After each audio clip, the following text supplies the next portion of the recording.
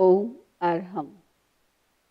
प्रिय विद्यार्थियों, आज हम लोग utility of science of living in different fields, विविध क्षेत्रों में जीवन विज्ञान की उपयोगिता, इस विषय पर कुछ चर्चा करेंगे। जैसा कि अब तक आप लोग जान चुके हैं कि जीवन विज्ञान शिक्षा के क्षेत्र में एक नया आयाम है और इसका मुख्य लक्ष्य जीवन के हर पक्ष का विकास करना है, संतुलित विकास करना है। लेकिन आज हम लोग जो चर्चा करेंगे वह इस रूप में होगी कि जीवन विज्ञान का क्षेत्र केवल शिक्षा ही नहीं है, चाहे वो चिकित्सा का क्षेत्र हो, चाहे वो प्रशासन का क्षेत्र हो, चाहे वो उद्योग का क्षेत्र हो, चाहे वो समाज का क्षेत्र हो, चाहे वो व्यक्तित्व विकास का क्षेत्र हो, हर फील्ड में इसकी अपनी उपयोगिता है। तो आज हम देखेंगे science of living in personality development, व्यक्तित्व विकास में जीवन विज्ञान कैसे सहयोगी बन सकता है।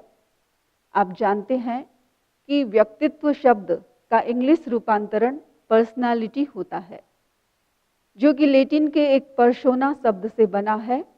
पर्सोना जिसका अर्थ होता है मुखौटा या नकाब, जो कि नायक और नायिका नाटक करते समय प्रायः लगाते हैं।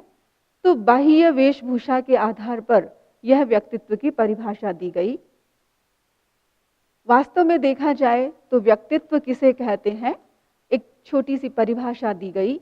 The various aspect of a person's character that combine to make different from other people. व्यक्तित्व का अर्थ क्या होता है?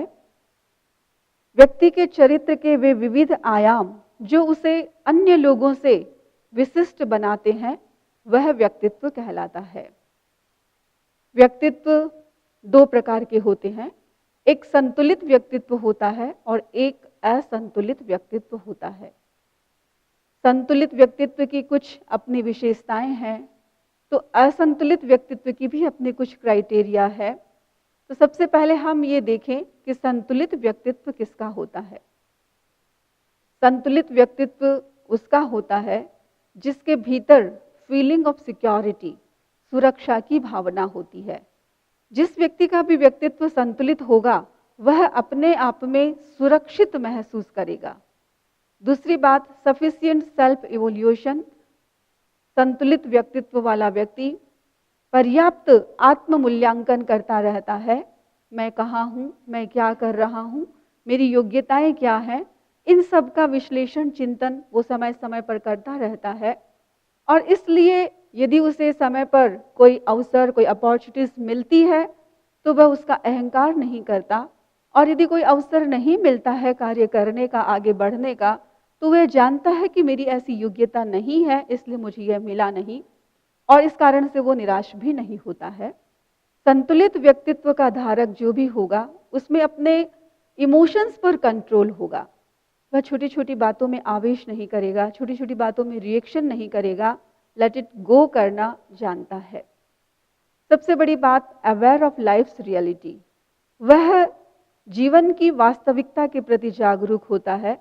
वह केवल एक पॉइंट ऑफ व्यू से ही नहीं सोचता, वह केवल अर्निंग को ही महत्व नहीं देता, अर्निंग के साथ साथ वह अपनी लाइफ को भी इंपॉर्टेंस देता है और उसके विकास की भी चिंता करता है। लिमिटेड फिजिकल डिजायर्स, उसकी शारीरिक आवश्यकताएं बहुत सीमित होती हैं। सफिशिएंट सेल्फ नॉलेज, उसका आत्मज्ञान अच्छा होता है, उसके बारे में भी वो चिंतन करता है, जानने की कोशिश करता है। और सबसे बड़ी बात जो होती है वो यह है कि वह अपने अतीत के अनुभवों का फायदा फ्यूचर में लेता है। अतीत में कोई मिस्टेक हो गई है या कोई गलत चीज हो गई है तो वो फ्यूचर में उसे वापस रिपीट नहीं करता, उस पास्ट को वो एक अनुभव के रूप में स्वीकार करके आगे आने वाले समय में उसका उपयोग करता है।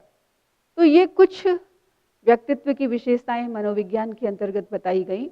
और इसी तरीके से जब हम असंतुलित व्यक्तित्व की बात करते हैं तो मनोविज्ञान के अंतर्गत उसके भी कुछ क्राइटेरियाज बताए गए, जो कि आप स्लाइड में देख रहे हैं, कि जिसका व्यक्तित्व असंतुलित होता है वो हमेशा अपने आप को असुरक्षित महसूस करता है। हमेशा वो तनाव में, चिंताओं में जीता है, छोटी छोटी बातों का टेंशन करता रहता है। यूं तो तनाव, स्ट्रेस आज की खास प्रॉब्लम बन चुकी है। चाहे बच्चा हो, चाहे बूढ़ा हो, चाहे हर व्यक्ति तनाव से ग्रस्त है। और एक सीमा तक काम करने के लिए तनाव आवश्यक भी है। लेकिन जिस व्यक्ति का व्यक्तित्व संतुलित नहीं होता, वो छोटी छोटी बातों में भी स्ट्रेस ले लेता है, तनाव में आ जाता है। तो तनाव पूर्ण यदि हमारा जीवन है, तो इसका मतलब हमारा व्यक्तित्व संतुलित नहीं है। तीसरी बात जो हम देखें तो वो ये है कि जिसका व्यक्तित्व असंतुलित होता है, वो मैच्योर नहीं होता है, परिपक्व नहीं होता। कब कहाँ क्या व्यवहार करना चाहिए, कैसा करना चाहिए, कैसे बोलना चाहिए, इन सब बातों का प्रॉपर ज्ञान उसे नहीं होता है। उसकी बौद्धिक क्षमता भी उतनी विकसित नहीं होती है, बहुत कम विकसित होती है। तो इस तरीके से उसका मानसिक क्षमता भी विकसित नहीं होती है, बौद्धिक क्षमता भी विकसित नहीं होती है। तो इस तरीके की जो क्राइटेरियाज हैं, वो असंतुलित व्यक्तित्व के धारक में होती हैं। तो व्यक्तित्व का विकास हो, सर्वांगीण विकास हो, संतुलित विकास हो, इसमें जीवन विज्ञान का क्या रोल है? तो जीवन विज्ञान के शिक्षा के अंतर्गत ऐसी शिक्षा दी जाती है जिससे व्यक्ति का सर्वांगीण विकास संभव हो सकता है। जिसके अंतर्गत मैं कुछ पॉइंट्स की चर्चा आपके सामने करना चाहूंगी। सबसे पहली बात, नोइंग ऑन पावर, अपनी शक्ति की पहचान। जीवन विज्ञान जो हमें करवाता है वो ये कि वो हमें अपनी शक्ति की पहचान कराता है। हर व्यक्ति के भीतर अनंत शक्ति होती है, लेकिन हर व्यक्ति की शक्ति जागृत नहीं होती। और सबसे बड़ी बात कि हर व्यक्ति को ये एहसास भी नहीं होता कि मेरे भीतर इतनी शक्ति है। तो सबसे बड़ी बात, जीवन विज्ञान हमें ये एहसास करवाता है कि हमारे भीतर अनंत शक्ति है, और उस शक्ति का जागरण करके हम अपने बड़े से बड़े लक्ष्य को भी प्राप्त कर सकते हैं। एक सामान्य से सामान्य इंसान भी विद्वान बन सकता है अपनी शक्तियों का जागरण करके। और उन शक्तियों का जागरण कैसे करें, इनके प्रयोग भी जीवन विज्ञान के अंतर्गत बताए जाते हैं। दूसरी बात, जीवन विज्ञान जो है वो हमें बताता है कि कैसे हम स्ट्रेस फ्री रह सकें, तनाव से मुक्त कैसे रह सकें। क्योंकि जब तक तनाव रहेगा, व्यक्ति अपना संतुलित विकास नहीं कर सकता। तो जीवन विज्ञान के अंतर्गत, जैसा कि हमने समय समय पर आपको बताया, कि उसका एक एस्पेक्ट प्रेक्षा ध्यान है। और प्रेक्षा ध्यान के भी अनेक प्रयोगों में एक प्रयोग है कायोत्सर्ग का। उस कायोत्सर्ग के प्रयोग से व्यक्ति अपने स्ट्रेस से फ्री हो सकता है, तनाव से मुक्त हो सकता है। और यदि व्यक्ति का स्ट्रेस खत्म हो गया तो उसका व्यक्तित्व अपने आप संतुलित हो सकता है। तीसरी बात जो जीवन विज्ञान के अंतर्गत सिखाई जाती है वो है डेवलपमेंट ऑफ इंट्यूशन पावर। हम अपनी अंतर्दृष्टि का विकास कैसे करें। तो जब तक व्यक्ति का दृष्टिकोण नहीं विकसित होता, आंतरिक दृष्टि का जागरण नहीं होता, तब तक उसकी बहिर्मुखता उसे असंतुलन की ओर ले जाती रहती है। तो जीवन विज्ञान हमारे इंट्यूशन पावर को डेवलप करने में भी हेल्प करता है। और सबसे बड़ी बात, ये इंटीग्रेटेड डेवलपमेंट की बात करता है। सर्वांगीण व्यक्तित्व विकास हमारा हो। सर्वांगीण से तात्पर्य शारीरिक, मानसिक, भावनात्मक, बौद्धिक, हर तरह का विकास हमारा जीवन विज्ञान के माध्यम से संभव हो सकता है। और जीवन विज्ञान के जो प्रयोग हैं वो हमारी वर्किंग एफिशिएंसी को भी बढ़ाते हैं, हमारी कार्य क्षमता को बढ़ाते हैं। और आप जानते हैं कि आज का युग ऐसा है कि आप बहुत हार्ड वर्क कर रहे हैं, लेकिन उसका यदि उतना रिजल्ट नहीं आ रहा है तो वो व्यक्ति अपने आप में बहुत आगे नहीं बढ़ पाता है। तो हम अपनी एफिशिएंसी को कैसे बढ़ाएं, कम समय में अधिक काम कैसे कर सकें, स्मार्ट वे से हम काम कैसे कर सकें, ये सारे तरीके हमें जीवन विज्ञान सिखाता है। तो व्यक्तित्व विकास में जीवन विज्ञान की बड़ी अहम भूमिका है। और बहुत सारे ऐसे कैंप, ऐसे प्रयोग भी करवाए जाते हैं, और जिससे ये देखा भी गया कि किस प्रकार से जीवन विज्ञान के प्रयोगों को करके व्यक्ति अपने व्यक्तित्व का संपूर्ण विकास कर सकता है।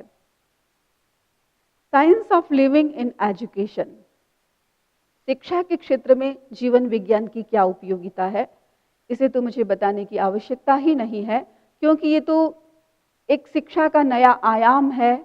जब हम देखते हैं कि बहुत सारी विद्याएं होती हैं, बहुत सारी ब्रांचेस शिक्षा की हमारे सामने हैं, लेकिन उनमें कहीं ना कहीं कोई कमी रह जाती है, तभी नई विद्या की शाखा हमारे सामने आती है। और जीवन विज्ञान का उद्भव भी इसी लक्ष्य को रख करके हुआ कि किस तरीके से व्यक्ति का सर्वांगीण विकास हो सके। आज हम देख रहे हैं कि हर देश और हर राष्ट्र के विकास का जो मूल आधार है वो शिक्षा है, और इसीलिए आज हर देश में, हर राष्ट्र में शिक्षा को बहुत बल भी दिया जा रहा है। बहुत सारे विद्यालय, महाविद्यालय, विश्वविद्यालय खोले जा रहे हैं, शिक्षा के प्रति अवेयरनेस भी बढ़ी है, लेकिन फिर भी एक जो सर्वांगीण शिक्षा होनी चाहिए वो नहीं है। और इसीलिए आचार्य महाप्रज्ञ जी बहुत बार कहते थे कि हम ये नहीं कहते हैं कि आज की शिक्षा पद्धति गलत है, वे हमेशा ये कहते थे कि आज की शिक्षा पद्धति गलत नहीं, अधूरी है, इनकम्प्लीट है। क्यों? क्योंकि आज की शिक्षा पद्धति में शारीरिक और बौद्धिक विकास पर बहुत ध्यान दिया जा रहा है, लेकिन जीवन के जो दो विकास हैं, मानसिक और भावनात्मक विकास, उनके लिए कोई कार्य नहीं किया जा रहा है। और इसलिए जैसे व्यक्तित्व का निर्माण होना चाहिए वो नहीं हो पा रहा है। आज अच्छे डॉक्टर बन रहे हैं, अच्छे इंजीनियर बन रहे हैं, अच्छे वकील हमारे सामने आ रहे हैं, लेकिन एक अच्छे इंसान की जो बात है वो नहीं आ पा रही है, एक संतुलित व्यक्तित्व की जो बात है वो नहीं आ पा रही है। और इसीलिए हम देख रहे हैं कि अच्छे अच्छे पढ़े लिखे लोग समय आने पर अपने इमोशंस पर कंट्रोल नहीं रख सकते, अपना बैलेंस बना करके नहीं रख सकते, और अच्छे अच्छे डॉक्टर, अच्छे अच्छे इंजीनियर समय आने पर सुसाइड कर लेते हैं, आत्महत्या कर लेते हैं। क्यों? क्योंकि उनका संतुलित विकास या टोटल डेवलपमेंट नहीं है। बौद्धिक विकास है, शारीरिक विकास है, लेकिन भावनात्मक विकास की बात नहीं है। तो जीवन विज्ञान शिक्षा के क्षेत्र में सर्वांगीण विकास की बात करता है, और विशेष रूप से जीवन विज्ञान के अंतर्गत इन चीज़ों की शिक्षा दी जाती है। सबसे पहली बात, डेवलपमेंट ऑफ डिसिप्लिन, अनुशासन का विकास। क्योंकि विद्यार्थी के जीवन में यदि अनुशासन नहीं है तो वो आगे नहीं बढ़ सकता। स्टूडेंट लाइफ में डिसिप्लिन मस्ट होना ही चाहिए। अनुशासन का तात्पर्य हमारे मन का भी अनुशासन हो, हमारी वाणी का भी अनुशासन हो, हमारे शरीर का भी अनुशासन हो। यदि मन हमारे कंट्रोल में नहीं, शरीर हमारे कंट्रोल में नहीं, भाषा हमारे कंट्रोल में नहीं, इट मीन्स हम डिसिप्लिन नहीं है। तो अनुशासन की बात हमें जीवन विज्ञान सिखाता है कि किस तरीके से हम अपने मन, वचन एंड शरीर पर कंट्रोल रख सकते हैं, उनको नियंत्रित कर सकते हैं। दूसरी बात, डेवलपमेंट ऑफ क्रिएटिविटी, सृजनात्मक शक्ति का विकास। रचनात्मकता होनी चाहिए, क्योंकि जब तक हमारे भीतर क्रिएटिविटी नहीं होगी हम नया कुछ नहीं कर सकते। तो बच्चों में, छात्रों में क्रिएटिविटी कैसे डेवलप हो, इसके लिए बहुत आवश्यक है कि उन्हें कुछ ऐसे प्रयोग करवाए जाए जिसके कारण से उनके भीतर जो क्षमताएं हैं वो जागृत हो सके, उनकी क्रिएटिविटी जागृत हो सके। तो जीवन विज्ञान के अंतर्गत ऐसे भी प्रयोग करवाए जाते हैं जिससे बच्चों की क्रिएटिविटी जागृत होती है। और सबसे बड़ी बात, डेवलपमेंट ऑफ मेमोरी पावर, स्मृति का विकास। और विद्यार्थियों के लिए तो बहुत जरूरी है कि उनकी स्मृति अच्छी बने। तो मेमोरी अच्छी कैसे बने? क्योंकि स्मृति की आवश्यकता केवल विद्यार्थियों को ही नहीं, टीचर्स को भी होती है, सबको होती है। तो हमारी मेमोरी अच्छी कैसे बने, हमारे स्मरण शक्ति का कैसे विकास हो, इसके लिए भी जीवन विज्ञान के अंदर बहुत सारे प्रयोग करवाए जाते हैं। उसमें मुख्य रूप से महाप्राण ध्वनि का प्रयोग, और ये जो हमारा सेंटर है ज्ञान केंद्र, यहाँ पर पीले रंग का ध्यान और एक जो मुद्रा हम करवाते हैं इस तरीके से ज्ञान मुद्रा, ये 3 विशेष प्रयोग हैं जिनके द्वारा हम अपने स्मृति का विकास कर सकते हैं। और ऐसे प्रयोगों के द्वारा बच्चों की स्मृति को चेक किया गया और उनके स्मरण शक्ति में विकास पाया भी गया। और सबसे बड़ी बात जो जीवन विज्ञान हमें सिखाता है वो है कि हमारा व्यवहार निष्पक्ष बने, इम्पार्शियल बिहेवियर। जब तक व्यवहार में पक्षपात होता है व्यक्ति आगे नहीं बढ़ सकता, क्योंकि कोई ना कोई लोग उसकी क्रिटिसाइज करते रहते हैं। लेकिन जो न्यूट्रल होकर के चलता है, निष्पक्ष होकर के आगे बढ़ता है, सब उसे सम्मान देते हैं। तो जीवन विज्ञान हमारे भीतर ऐसी फीलिंग्स डेवलप करता है कि हम निष्पक्ष होकर के कैसे अपना काम कर सकते हैं, राग द्वेष से मुक्त होकर के कैसे अपना काम कर सकते हैं। और सबसे बड़ी बात, कंस्ट्रक्शन ऑफ वैल्यूज, वैल्यूज जो हैं, मूल्य जो हैं, वो हमारे जीवन में कैसे अधिक से अधिक आ सकते हैं, इन सब के बारे में जीवन विज्ञान में विशेष रूप से बताया जाता है। और शिक्षा के क्षेत्र में इन सब चीज़ों की उपयोगिता को हम नकार भी नहीं सकते हैं। तो इन सब चीज़ों के योग से जीवन विज्ञान शिक्षा के क्षेत्र में सर्वांगीण विकास की बात संभव कर पाता है। Science of living in administration, जैसा कि मैंने कहा कि जीवन विज्ञान केवल एजुकेशन में ही नहीं, हर फील्ड में हमारे लिए उपयोगी है। तो एडमिनिस्ट्रेशन का जो क्षेत्र है, प्रशासन का जो क्षेत्र है, वहां पर भी जीवन विज्ञान अपनी एक अहम भूमिका निभाता है। एडमिनिस्ट्रेशन किसे कहते हैं? ऑक्सफोर्ड डिक्शनरी के अनुसार the activities that are done in order to plan, organize and run a business, school or other institutions। किसी भी इंस्टीट्यूट को चलाने के लिए, किसी भी बिजनेस को चलाने के लिए, किसी भी ऑर्गेनाइजेशन को चलाने के लिए जो प्लान करते हैं, जो एक्टिविटीज़ डिसाइड करते हैं, उन सब चीज़ों में प्रशासन का महत्वपूर्ण रोल होता है। यदि प्रशासन क्षमता अच्छी होती है व्यक्ति की, तो वह उस ऑर्गेनाइजेशन को, उस इंस्टीट्यूट को, उस स्कूल को, उस कॉलेज को बहुत अच्छे ढंग से आगे बढ़ा सकता है। और यदि प्रशासन क्षमता अच्छी नहीं होती, तो वह उस ऑर्गेनाइजेशन को आगे नहीं भी बढ़ा पाता है। तो प्रशासन में जीवन विज्ञान की क्या भूमिका हो सकती है? कुछ क्वालिटीज ऐसी डेवलप की जाती हैं जीवन विज्ञान के अंतर्गत, जिसके द्वारा व्यक्ति एक अच्छा प्रशासक बन सकता है। उस दृष्टि से यदि हम देखें तो सबसे बड़ी बात है कि एक प्रशासक में सेंसिटिविटी होनी चाहिए, संवेदनशीलता होनी चाहिए। यदि उसके भीतर संवेदनशीलता नहीं है, तो वह अपने ऑर्गेनाइजेशन को कभी भी आगे नहीं ले जा सकता है। और जिस प्रशासक में संवेदनशीलता होती है, वह अपने साथ काम करने वाले की फीलिंग्स को समझता है, उसके सुख दुख को समझता है, उसमें शामिल होता है, उसका सहयोग करता है, तो निश्चित रूप से वह प्रशासक सक्सेस होता है। उसके साथ काम करने वाले लोग उसे पसंद करते हैं, उसका अच्छा सहयोग करते हैं।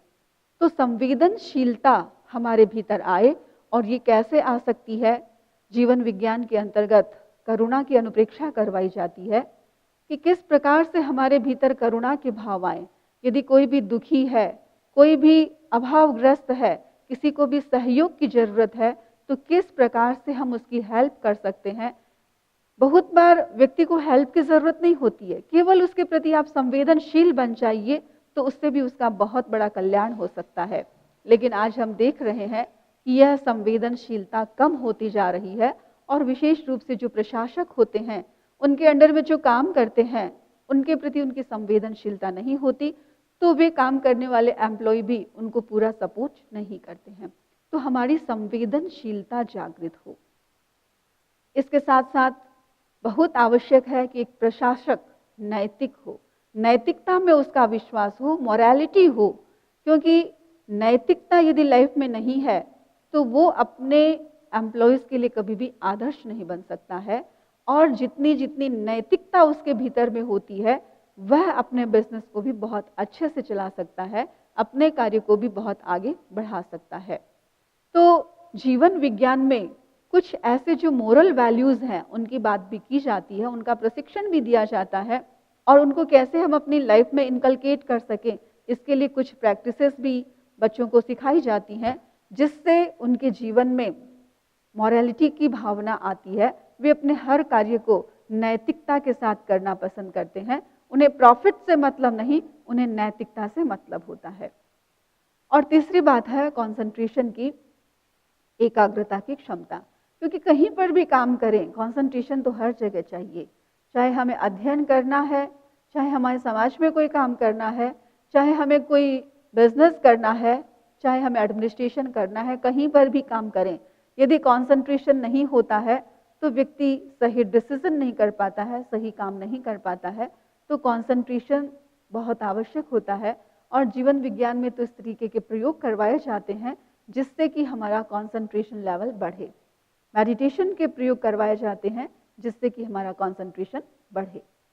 इसके साथ साथ इंक्रीज सेल्फ कॉन्फिडेंस, ये हमारे सेल्फ कॉन्फिडेंस को भी बढ़ाता है। जीवन विज्ञान में ये बताया जाता है कि व्यक्ति कैसे अपने आत्मविश्वास को बढ़ा सकता है, क्योंकि यदि आत्मविश्वास नहीं है और सब कुछ है तो व्यक्ति कभी भी आगे नहीं बढ़ सकता, और कुछ भी नहीं है लेकिन कॉन्फिडेंस इतना अधिक है तो व्यक्ति आगे बढ़ सकता है और कहीं पर भी अपना रास्ता ढूंढ सकता है।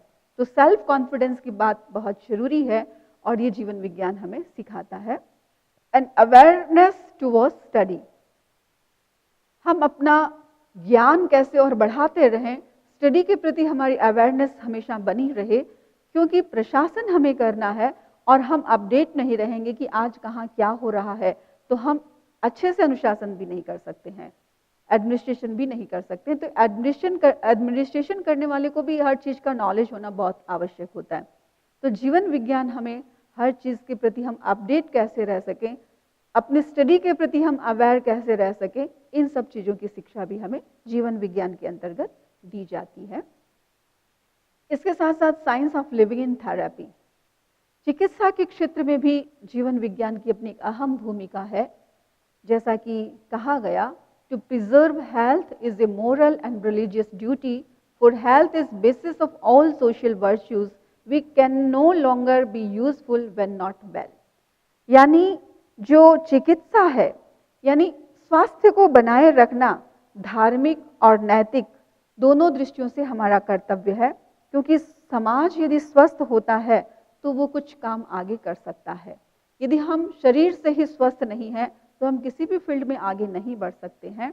शरीर माध्यम खलु धर्म साधनम, ये शरीर ही धर्म करने का माध्यम है और यह शरीर ही हमारा कर्म करने का माध्यम है। तो इसलिए शरीर को स्वस्थ रखना भी बहुत आवश्यक होता है। हम स्वस्थ कैसे रहें, स्वास्थ्य कितने प्रकार के होते हैं, मैं इसके विस्तार में न जाऊं। जैसा कि आप जानते हैं कि कंप्लीट हेल्थ से हमारा तात्पर्य होता है शारीरिक दृष्टि से स्वस्थ रहें, मानसिक दृष्टि से स्वस्थ रहें और भावनात्मक दृष्टि से स्वस्थ रहें। तो चिकित्सा के क्षेत्र में शारीरिक, मानसिक, भावनात्मक दृष्टि से हम स्वस्थ कैसे रहें, इसके लिए भी जीवन विज्ञान में हमें कुछ प्रयोग सजेस्ट किए गए। शारीरिक स्वास्थ्य की दृष्टि से यदि हम देखें तो ये 5 बातें जो हैं वो बहुत आवश्यक हैं, और मैं तो केवल कहती हूँ कि स्वास्थ्य की दृष्टि से ही नहीं, जीवन के हर फील्ड में यदि हमें सफल होना है तो इन 5 चीज़ों का अभ्यास हमें अवश्य करना है। चाहे हम विद्यार्थी हैं, हमें अध्ययन में सफल होना है, अच्छे मार्क्स लाना है, अच्छा करियर बनाना है, तो हमें इन 5 बातों की ज़रूरत है। हमें अच्छा बिजनेसमैन बनना है या हमें अच्छा एडमिनिस्ट्रेशन करना है, कहीं पर भी हमें काम करना है, यदि 5 ये बातें हमारे लाइफ में होती हैं तो हम हर फील्ड में सक्सेस हो सकते हैं। अभी मैं फिजिकल थेरेपी की बात कर रही हूँ, शारीरिक चिकित्सा की बात कर रही हूँ, तो ये 5 बातें एक प्रकार से हमारे शरीर को स्वस्थ रखने में हमारा सहयोग करती हैं। जिसमें पहली बात है भावक क्रिया। आपने पहले भी इसकी चर्चा सुनी है। भावक क्रिया का मतलब सिंपल सा है, लिव इट प्रेजेंट। जो वर्तमान में जीता है वो सुखी भी होता है और स्वस्थ भी होता है। जो केवल पास्ट और फ्यूचर में ट्रैवल करता है, अतीत और भविष्य में ही घूमता रहता है, वो व्यक्ति न तो सुख का जीवन जी सकता है और न स्वस्थता का जीवन जी सकता है। आप प्रयोग करके देखिए, यदि आप वर्तमान में जीना सीख लेते हैं, भावक क्रिया के साथ जीना सीख लेते हैं, तो शारीरिक बीमारियां आपको परेशान भी नहीं करेंगी, उन और आप उस और आपका ध्यान भी नहीं जाएगा। तो भावक क्रिया का अभ्यास हमें स्वस्थ बनाता है। दूसरी बात, प्रतिक्रिया विरति। हम एक्शन करें बट रिएक्शन न करें, प्रतिक्रिया न करें, उससे हम मुक्त होने की कोशिश करें, क्योंकि जो रिएक्शन हम बार बार छोटी छोटी बातों में करते रहते हैं, वह रिएक्शन कभी कभी हमारे लिए बहुत बड़ी बीमारी का कारण बन जाता है। क्योंकि आप जानते हैं कि बीमारी सबसे पहले शरीर में नहीं आती है, वो हमारे भावों में आती है, फिर मन में आती है, फिर उसका असर शरीर पर होता है। तो जिसकी चिड़चिड़ेपन की आदत है, छोटी छोटी बातों में रिएक्शन करने की आदत है, वह व्यक्ति छोटी छोटी बातों में प्रतिक्रिया करके अपने इमोशंस को इतना नेगेटिव कर लेता है कि उसका इफेक्ट उसकी बॉडी पर होता है। तो जो व्यक्ति प्रतिक्रिया से मुक्त रहना सीख लेता है, मैं सोचती हूँ वो स्वस्थ रहना सीख लेता है। तीसरी बात जो है वो है मैत्री की, फ्रेंडशिप। फ्रेंडशिप किसके साथ? सबके साथ हमारी फ्रेंडशिप हो, चाहे वो एनिमल है, चाहे वो ह्यूमन है, चाहे वो कोई भी संसार का जीव जंतु है, सबके प्रति हमारे भीतर मैत्री की भावना हो। मैत्री का मतलब यहाँ यही है कि हम सबके हित का चिंतन करें, हम किसी का भी अहित न सोचें, किसी का भी बुरा न सोचें, बस यही हमारी फ्रेंडशिप है, यही हमारी मैत्री है। और जिसके भीतर सबके कल्याण की भावना होती है, सबके प्रति मंगल की भावना होती है, सबके प्रति मैत्री की भावना होती है, सबके हित की भावना होती है, तो वो व्यक्ति स्वस्थता का जीवन जीता है। एंड मित आहार, आप जानते हैं कि आहार का संबंध तो शरीर के साथ बहुत कुछ जुड़ा हुआ है, क्योंकि जैसा आहार हम करते हैं, भोजन करते हैं, वैसा हमारा स्वस्थ शरीर भी बनता है। तो हम क्या खाएं? हम सात्विक भोजन करें, राजसिक और तामसिक भोजन को अवॉइड करें, ताकि हम स्वस्थ रह सकते हैं। तो एक बड़ा विषय है कि हमारा आहार कैसा होना चाहिए। तो यहाँ मैं सिर्फ इतना ही कहना चाहूँगी कि भूख से ज़्यादा न खाएं, सीमित आहार करें और उसमें सात्विक भोजन लें, जो शरीर के लिए सुपाच्य हो, पाचन तंत्र के लिए सुपाच्य हो और जो स्वास्थ्यकारी भोजन हो। मित भाषण, वाणी का संयम, क्योंकि कभी कभी ज़्यादा बोलने का असर हमारे शरीर पर भी होता है। बहुत ज़्यादा बोलने वाला कभी कभी पागल भी हो जाता है। तो हमारा वाणी पर संयम होना बहुत आवश्यक है, क्योंकि वाणी भी हमारे शरीर से जुड़ी हुई है। तो शरीर की स्वस्थता के लिए बहुत सारे और दूसरे उपाय भी हो सकते हैं, लेकिन जीवन विज्ञान में प्रेक्षा ध्यान के अंतर्गत जो ये 5 उपसंपदा के रूप में हम स्वीकार करते हैं और उसको आचार्य श्री ने फिजिकल थेरेपी के रूप में भी हमें उपलब्ध करवाया, और इसका अभ्यास करके हम शारीरिक दृष्टि से स्वस्थ रह सकते हैं। इसी तरीके से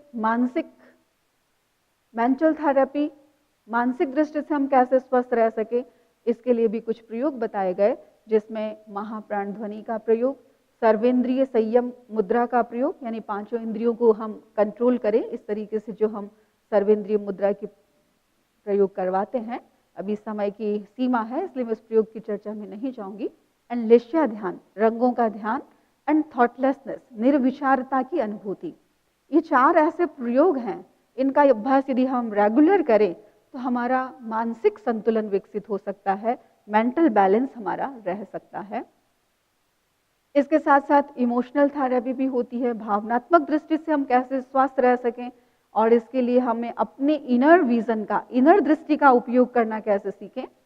प्रेक्षा ध्यान के अंतर्गत जो अनुप्रेक्षा के प्रयोग करवाए जाते हैं, वे भी हमारी भावनात्मक स्तर को बढ़ाने वाले होते हैं। और चैतन्य केंद्र प्रेक्षा पर में जो हमारा ये शांति केंद्र है, मस्तिष्क का अग्रभाग, यहाँ पर ध्यान करने से हमारे इमोशंस पर हमारा कंट्रोल होता है। तो उससे हमारा भावनात्मक जो तंत्र है वो स्वस्थ रह सकता है। तो चिकित्सा के क्षेत्र में भी प्रेक्षा ध्यान की अपनी अच्छी भूमिका है।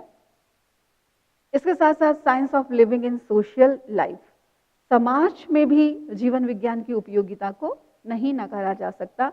यदि हमें स्वस्थ समाज का निर्माण करना है तो वहाँ पर भी जीवन विज्ञान का प्रशिक्षण आवश्यक हो जाता है। समाज किसे कहते हैं आप सब जानते हैं। Society is an arrangement made up of the interaction between the individual and the group. In ordinary terms, the group that is together for a specific reason is society. जहाँ पर बहुत सारे लोग मिलकर के काम करते हैं, किसी उद्देश्य को लेकर के साथ आगे बढ़ते हैं और उनका अपना काम करने का एक तरीका होता है, वो समाज कहलाता है। जहाँ क्योंकि व्यक्ति व्यक्ति से ही समाज बनता है, व्यक्ति व्यक्ति से परिवार बना, परिवार परिवार से समाज बन जाता है। तो समाज भी स्वस्थ कैसे रह सके, इसके लिए भी जीवन विज्ञान में कुछ प्रयोग करवाए जाते हैं, जिसमें सबसे पहली बात जो है वो है व्यक्ति का परिष्कार। क्योंकि जब तक व्यक्ति नहीं बदलेगा, समाज को नहीं बदला जा सकता। और इसीलिए आचार्य तुलसी ने कहा, सुधरे व्यक्ति समाज व्यक्ति से राष्ट्र स्वयं सुधरेगा। हम सबसे पहले व्यक्ति को सुधारें। इसके साथ साथ जीवन विज्ञान के अंतर्गत जहाँ व्यक्ति परिष्कार की बात की जाती है, वहाँ पर सामाजिक मूल्यों का विकास कैसे हो सकता है, इस पर भी ध्यान दिया जाता है। और इसके साथ साथ हमारा व्यवहार सबके प्रति न्यूट्रल रहना चाहिए और हमारे लाइफ में वैल्यूज का विकास हो, व्रतों का विकास हो। क्योंकि जब तक जीवन में छोटे छोटे संकल्प, छोटे छोटे नियम नहीं होते हैं, तब तक न व्यक्ति का विकास हो सकता है, न समाज का विकास होता है। और जहाँ छोटे छोटे संकल्प, नियम होते हैं, तो वे हमारे व्यक्तित्व का विकास भी करते हैं और उनका प्रभाव समाज पर भी होता है। जैसे अहिंसा है, सत्य है, अचौर्य है, नैतिकता है, छोटे छोटे मूल्य हैं। इनका अभ्यास यदि हम करते हैं तो इससे हमारी लाइफ अच्छी बनती है और इसका प्रभाव समाज पर भी होता है और वो समाज भी स्वस्थ बनता है। Science of living in industries, हम आज उद्योग में भी देखें तो जीवन विज्ञान की उपयोगिता को वहाँ पर भी नकारा नहीं जा सकता है। आज हम देख रहे हैं कि इंडस्ट्रीज बहुत बढ़ रही हैं, लेकिन उसके साथ साथ समस्याएं भी बहुत बढ़ रही हैं और बेरोजगार भी बहुत बढ़ रहा है। तो हमारी जो इंडस्ट्रीज हैं वे अच्छा काम कर सके, अच्छा आगे बढ़ सके, इसके लिए भी कुछ बातों पर ध्यान देना आवश्यक है। और उसके अंतर्गत जीवन विज्ञान जो मुख्य रूप से हमें बताता है वो यही है कि कर्मचारी और कार्य, इन दोनों का सही चयन होना चाहिए। यदि सही समय पर, सही जगह पर, सही व्यक्ति को योजित किया जाता है और उसको काम करने की अच्छी ट्रेनिंग दी जाती है तो उस इंडस्ट्रीज में अच्छा विकास हो सकता है। और उसके साथ साथ सेंसिटिविटी तो हमेशा हर जगह चाहिए ही। कोई भी फील्ड हो, यदि संवेदनशीलता नहीं है, जो प्रशासक है या जो भी मैनेजर है वो अपने साथ काम करने वालों के प्रति यदि संवेदनशील नहीं होता तो उसे उनका सहयोग भी बराबर नहीं मिल पाता है। तो कुछ ये सब बातें हैं जो हमारी लाइफ में होनी चाहिए। और सबसे बड़ी बात है कि जिनके साथ हम काम करते हैं उनके साथ एक म्यूचुअल अंडरस्टैंडिंग होनी चाहिए, एक रिलेशंस मेंटेन होना चाहिए, तभी वो जो वर्कर है वो अपने मालिक का अच्छा काम कर सकता है। और सबसे बड़ी बात तो मैं ये मानती हूँ कि यदि व्यक्ति स्वस्थ है तो वो आगे काम कर सकता है। तो इन सब चीज़ों को हम कैसे डेवलप कर सकते हैं, जीवन विज्ञान के अंतर्गत हमें इनकी भी शिक्षा दी जाती है। तो ऐसे बहुत सारे फील्ड हैं जहाँ जीवन विज्ञान की उपयोगिता को नकारा नहीं जा सकता। तो आज मैंने कुछ क्षेत्रों की चर्चा की जहाँ जीवन विज्ञान के प्रयोग से हम आगे बढ़ सकते हैं और अपने व्यक्तित्व का विकास कर सकते हैं। तो जिसमें मैंने आपको बताया कि व्यक्तित्व विकास में जीवन विज्ञान की क्या भूमिका हो सकती है, एडमिनिस्ट्रेशन में जीवन विज्ञान की क्या भूमिका हो सकती है, एजुकेशन में जीवन विज्ञान की क्या भूमिका हो सकती है, चिकित्सा के क्षेत्र में क्या भूमिका हो सकती है, स्वस्थ समाज के निर्माण में क्या भूमिका हो सकती है, और भी ऐसे बहुत सारे क्षेत्र हैं जहां इसको हम अप्लाई करके उस क्षेत्र में अच्छा विकास कर सकते हैं। तो आज इसी के साथ मैं अपनी बात को संपन्न करना चाहूँगी। ओम।